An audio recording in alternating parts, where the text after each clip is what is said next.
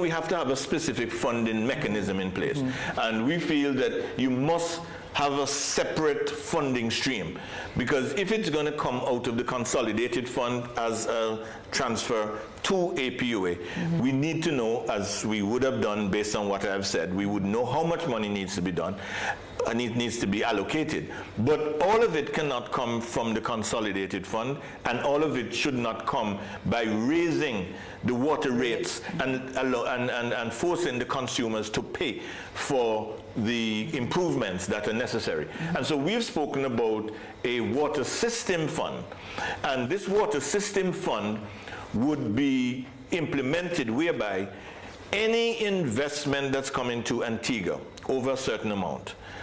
it must include, with the concessions that are given for the investment, it must include an allocation that is made to the water system fund. So if you're coming to invest in a hotel, for example, yes, the government, we will provide the necessary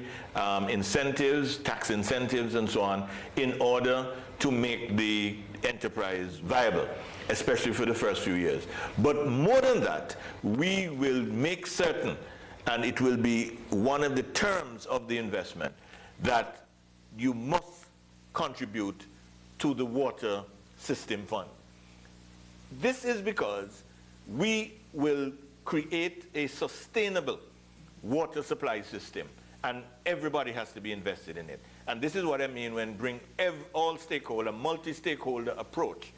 And those who are investing in the country, we call upon them also to invest in the future of the country, to invest in the sustainable development of Antigua and a sustainable water program, so that we solve the water problem over a period of time, but in the short term we address those things which can be addressed, but it cannot be done in isolation. It has to be done as part of an overall